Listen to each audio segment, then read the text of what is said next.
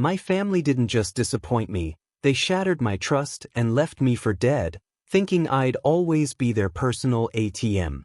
But this time, when they left me utterly alone, something inside me finally snapped. I'm Jake, I'm 29, and for as long as I can remember, I've been the black sheep. Not for any real reason, not one I could ever understand anyway. My parents, they just always favored my younger brother, Ryan, and my older sister, Emily. It wasn't subtle. This wasn't one of those things you only realize when you're older. No, I knew it from the time I was a kid. Birthdays forgotten, achievements brushed aside, punishments always harsher for me than for them. That was just how our family worked. When I graduated high school with honors, my dad barely looked up from his newspaper. But a couple of years later, when Ryan scraped by with average grades, they threw him a massive party. When Emily landed her first job, they raved about how successful she was going to be. And me? When I landed a great position in my field, started earning really good money, my mom's only comment was, "Well, at least you won't be asking us for anything." Funny how that worked out, because despite being the one they cared for the least, I was the one they always turned to when they needed something. And oh, they needed a lot. Ryan had this habit of quitting jobs the moment he got bored. Emily loved living way beyond her means, maxing out credit cards on expensive vacations and designer bags. And my parents, bless their hearts, they weren't exactly financial wizards either. So, guess who they called whenever things got tight? Jake, can you help Ryan with rent this month? Jake, we just need a little loan to cover Emily's car payment. Jake, your father and I are struggling with the mortgage, just this once. I was such a fool. I helped them every single time. I kept telling myself, maybe, just maybe, they'd finally appreciate me if I proved I wasn't just the forgotten son. If I proved I could be useful. And for a while it almost worked. They treated me better then. Not with love, not the way they did Ryan and Emily, but at least with some level of respect. But that was only when I was giving. The moment I hesitated, the moment I needed anything from them, it was like I had asked for the world. Jake, why are you being so selfish? We're family. You make the most money, why are you acting like this? Or the classic, oh, come on, you know we'd do the same for you. They wouldn't. They never had. Still, I played my role. I told myself that maybe this was just how families worked. Maybe I was the problem for expecting things to be different. That all changed last summer. We were supposed to go on a family vacation. It had been planned for months. My parents, Ryan, Emily, their spouses, their kids, everyone was going. And for once, I was actually looking forward to it. It wasn't even about the trip itself. It was about the fact that they had invited me. They had genuinely included me in something, which almost never happened. The plan was to meet at my parents' house in the morning, leave our cars there, and all drive together to the airport. I'd even taken care of a few expenses, booking an upgraded rental and covering some extra costs for the trip, because, of course, none of them had saved enough for it. I woke up early that day, packed my bags, and headed over, feeling something I hadn't felt in a long, long time, hope. When I pulled into their driveway, something just felt off. The house was too quiet. No rushing around, no last-minute packing chaos. Just this unnerving stillness. I knocked. No answer. I pulled out my phone, checked my messages, wondering if they'd changed plans. Nothing. Then my phone rang. It was Emily. She was laughing before I even answered. "Oh, Jake, I was wondering when you'd call." My stomach twisted into a knot. "Where is everyone?" asked my voice tight. "Oh, didn't you get the message?" "We left early," she chirped. "Mom and Dad didn't think you'd mind staying back, you know, just in case someone needed to take care of the house. And oh right, we left Max there too. He loves you, doesn't he?" Their golden retriever. They had left me behind to dog sit while they were off on a cruise, the trip I had helped pay for. My mouth went dry. "You're joking," I whispered. "Oh, don't be so dramatic," Emily scoffed. We'll bring you back something nice, okay? Gotta go, service is spotty out here. And just like that, the call ended.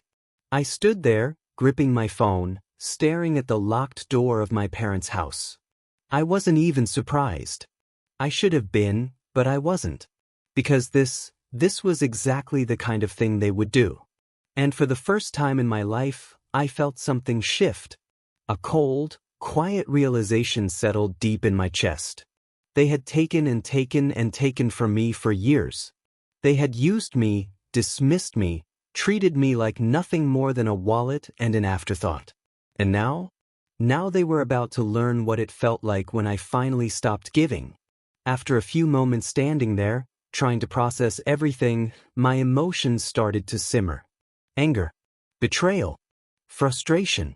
The cool morning air didn't help clear my head. If anything, it only made me feel more isolated. I had been a fool, hadn't I? All this time, I thought I was doing something good for them, being the dependable son, the brother who would always have their backs. But when it came time for them to show even a tiny bit of appreciation, I was nothing. Not even worth telling that they had changed the plan. I was about to leave when I remembered the one thing they always asked of me: can you take care of Max for us? They had always known I had a soft spot for that dog. I'd walked him, fed him, played with him every time they went on vacation. It was always me who took care of their responsibilities when they were busy living their lives. And Max had become a part of that. But this time, things were different. I walked into the house and Max was there, wagging his tail like nothing was wrong. He didn't know any better. I couldn't look at him and just leave him there. But I couldn't stay either, not after what they had done. I needed to make a decision fast. I grabbed a pen and some paper, sitting down at the kitchen table.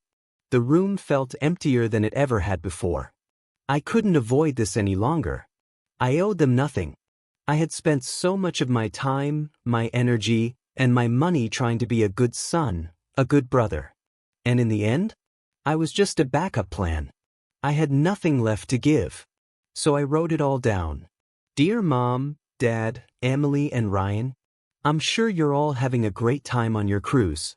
I bet the relaxation is well earned. I hope you get some sun, have fun, and forget about the little things at home, like, I don't know, the house, or Max, or the fact that I was left behind without even a heads up. I'm not angry. I'm disappointed. But more than that, I'm done.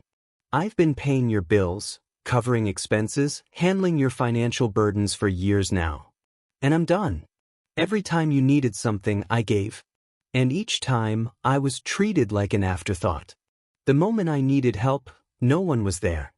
So, it's time I stopped being the safety net. I'm ending all financial support from this point forward. You'll need to figure it out on your own from now on. I've already made arrangements for Max. He's staying with the neighbors until you get back. I'm sure they'll take good care of him, as they're much more responsible than I ever was when it came to your family. Enjoy the rest of your trip. I stared at the note for a moment longer, my hand still gripping the pen. I wasn't expecting any kind of response. I had been pushed to my limit, and there was nothing left to say. I folded the note carefully, grabbed Max's leash, and slipped out the front door. I walked down the street to the neighbor's house, hoping they would be home. They were nice people, quiet, friendly, always willing to help out when needed. I had never asked them for anything before, but this time was different. I knocked on their door, and Mrs. Thompson answered. Hey, Jake, she said, surprised but smiling. Everything okay? She asked. Hey, Mrs. Thompson, I started, trying to keep my voice steady. Yeah, everything's fine. I need a favor. Her smile faltered slightly, but she still nodded. Of course, what's going on? I looked down at Max, who was wagging his tail happily, completely unaware of the storm brewing in my life. I need someone to look after Max for a bit. My family left on their vacation without even telling me. They didn't need me, but they still left me to watch their dog. I paused, taking a breath. Would you mind taking him in until they get back? I can't be here right now. Mrs. Thompson's eyes softened, and she reached down to pet Max. Of course, Jake. I'll take care of him, you know that. You've helped us before, and we've got plenty of space for him. No problem at all. I handed her the leash and felt a weight lift off my shoulders. Thanks, I mumbled. I really appreciate it. She gave me a reassuring smile. You're welcome. Go take care of yourself, okay? I nodded, forcing a smile, and turned back toward my parents' house. I didn't want to be there anymore. I didn't want anything to do with them. As I walked away, I felt the familiar sting of betrayal, but this time, I didn't let it consume me. This was the beginning of the end. I was done being the fall guy, the one who always helped when no one else cared. I didn't care how they felt when they got back. They would see the note, they'd find out I was done, and they'd feel the weight of their choices. And I would be free. But as I reached my car, something gnawed at me. A sense of unease. What would they do when they came back and found my note? How would they react to me cutting them off for good? I had no idea, but I was about to find out. I drove back to my apartment, trying not to dwell on the anger building in my chest. I had made my decision, but I had no clue how far it would take me. I knew I had made the right choice, but that didn't mean the road ahead would be easy. As I pulled into my parking spot and turned off the engine, I thought about the note one last time. The finality of it settled in. No more backing down. No more giving in. They would regret this. And by the time they figured out what had happened, it would be too late. When I left the note, I made sure to leave it somewhere obvious, somewhere they couldn't ignore it. I placed it on the kitchen table, right next to the coffee maker, something that would guarantee they'd see it the moment they walked through the door. I couldn't be there when they read it. I wanted them to feel the weight of it, to absorb the impact without me in the room to soften the blow. I wanted to be far enough away to let the panic set in, but close enough to see the fallout. It took about 3 days before they finally came back. In the meantime, I didn't hear a word from them. The silence was deafening, and part of me almost felt a pang of guilt. But then I reminded myself that this had been a long time coming. I had given them so much, too much. I had spent years covering their expenses, bailing them out of bad situations, and shouldering the burden of their irresponsible spending. And for what? So they could leave me behind on a family vacation without a second thought? So they could mock me behind my back while they made all their plans without considering what I might want or need. The truth was, I had never been more exhausted of being their fallback. I wasn't going to be their ATM anymore. I wasn't going to be the person they came to when they needed help, but never bothered to think about when they were making their plans. I checked my phone. Nothing. I wasn't sure what to expect when they got back, but it certainly wasn't this silence. I figured they'd at least call me to ask where I was or to demand an explanation for the note. But nothing. The whole situation felt strange, like they were pretending everything was normal, and I was the one in the wrong. Soon enough, they called me Jake. My dad's voice was a mix of confusion and frustration, as if I had done something wrong by not being there. Where are you, Jake? My mom's voice followed, this time with a hint of worry creeping in. Where is he? Then a moment of silence, followed by Emily's voice. Wait, what's this? My sister Emily sounded confused, and I could hear the rustling of paper. Then came the silence again, but this time it was thick with uncertainty. My mom's voice returned, only quieter than before. What is this? Is this a joke? I waited, listening intently. Jake wouldn't do this, my dad muttered, though it was clear that he didn't believe it himself. No way. Then the sound of footsteps as they moved toward the kitchen. I couldn't see them, but I could hear the quiet panic building with every step. I had written it plainly, and I knew it would hit hard. It was direct. I wasn't playing games anymore. The words on the note would make them face the reality of their situation. I'm ending all financial support from this point forward. You'll need to figure it out on your own. I've already made arrangements for Max. He's staying with the neighbors until you get back. I heard my dad's voice again, this time more frantic. What is this supposed to mean? We need you. We spent so much money already, you think we can just pay for everything ourselves? My sister Emily joined in, her voice tinged with disbelief. Are you seriously just going to leave us high and dry like this, after all we've done for you? You think we can afford this vacation without you? I could hear the panic rising in their voices, and it was like a wave crashing against me. They were scrambling, trying to make sense of my decision. But I knew it wouldn't matter. The words were already out there. They couldn't take them back. The worst part? They didn't seem to care that they'd left me behind. Not once had anyone said, "Hey, maybe we shouldn't have done that to Jake." No, they were mad because I wasn't doing what they wanted. They were mad because I had drawn a line in the sand. After a few moments of stunned silence, the voices started again, this time louder, more frantic. "Jake, this is insane," my dad shouted. "We're family. You can't just leave us like this. You're being ridiculous." Emily snapped. "What do you expect us to do now? You think we just pull money out of thin air? This is your fault. You've always had money, Jake, always had the answers, and now you're just done." I interrupted, my voice coming through the phone cold and final. They froze. "Done? What do you mean, done?"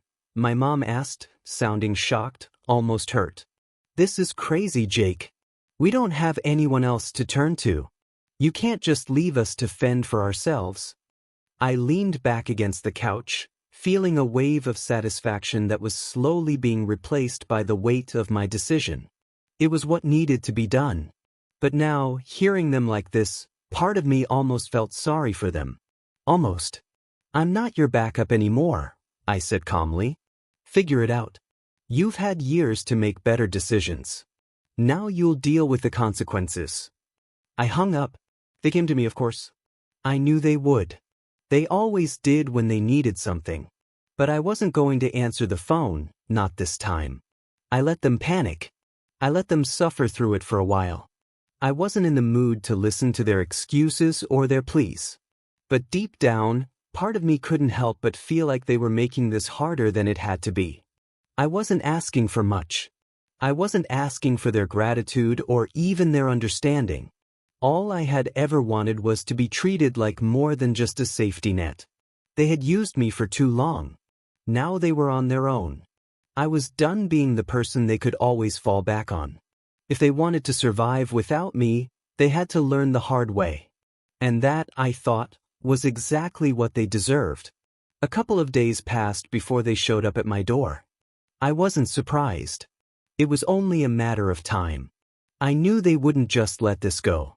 They'd come to beg, to try and guilt-trip me into taking them back, into giving them the support they had come to expect from me for so long. The knock on the door was sharp and insistent, and for a moment, I almost considered ignoring it. Let them stand out there for a while, let them feel the weight of their own choices. But I'd done that already.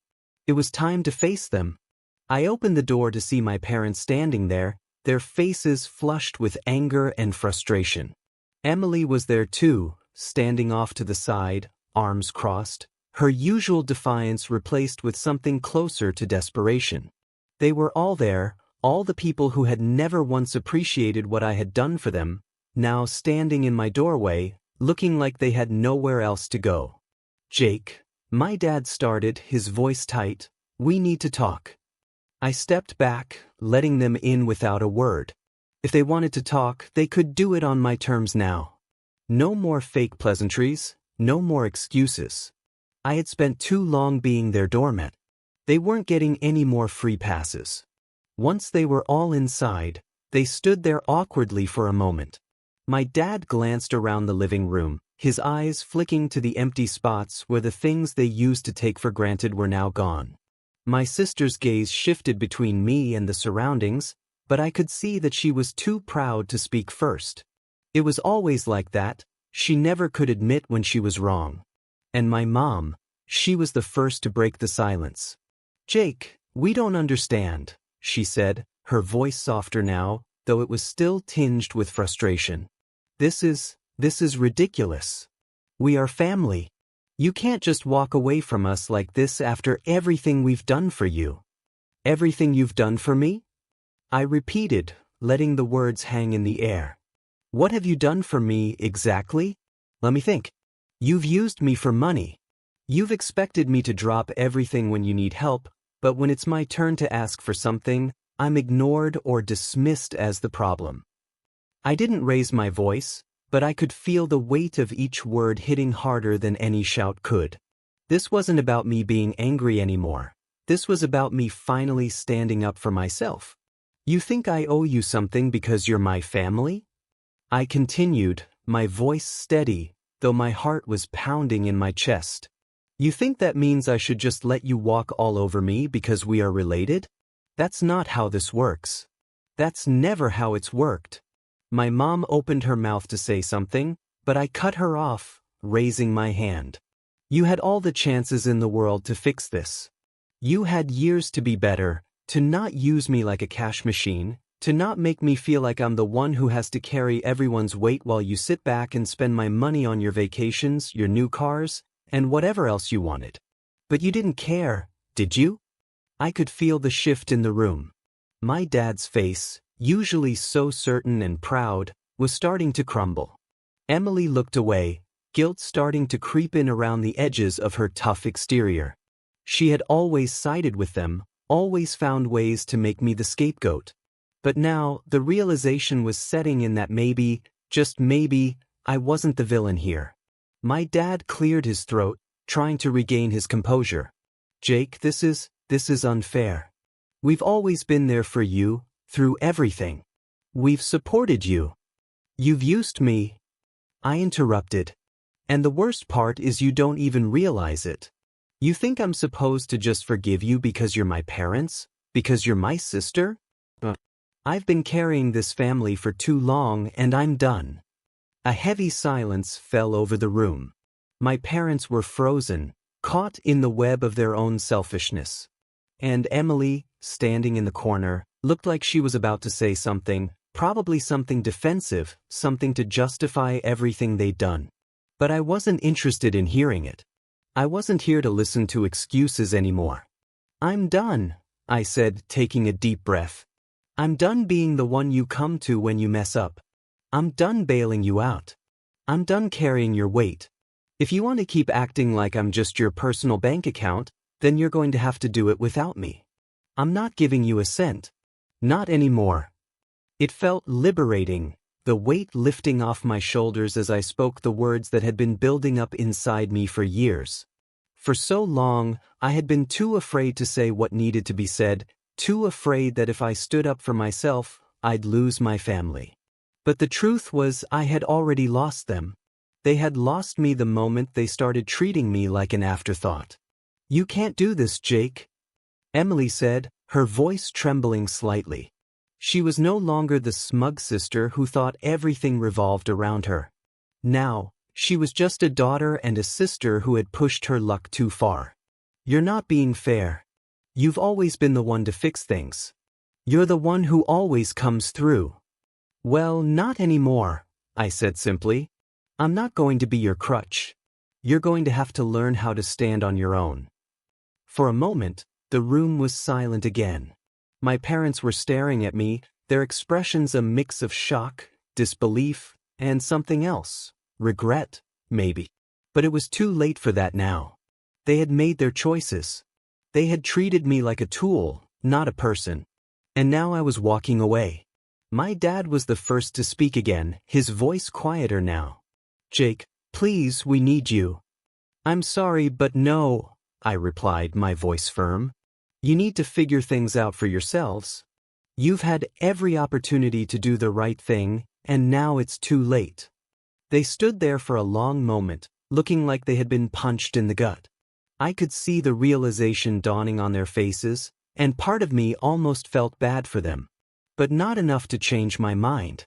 This is what happens when you treat people like they don't matter, I said, my voice softening, but not my resolve. You don't get to just come back and expect everything to be okay because you're my family. That's not how respect works. You've lost it. They didn't say anything else. There was nothing left to say. I watched them walk out the door, heads hanging low, their pride shattered in ways they never saw coming. I didn't feel satisfaction or triumph. In fact, I felt empty. But it was the right thing to do. I spent the next few hours pacing around my house, trying to clear my mind, trying to figure out if I had made the right call. The silence that followed felt like a weight, but deep down, I knew I had made a decision I wouldn't regret. I finally sat down at my desk and pulled up this post. I'm not sure if I told the story the way I wanted to, or if I had even done the right thing. But I wanted to hear from you all. Was I wrong to cut them off? Did I go too far? Or did I finally stand up for myself the way I should have all along? I'd really like to hear your thoughts.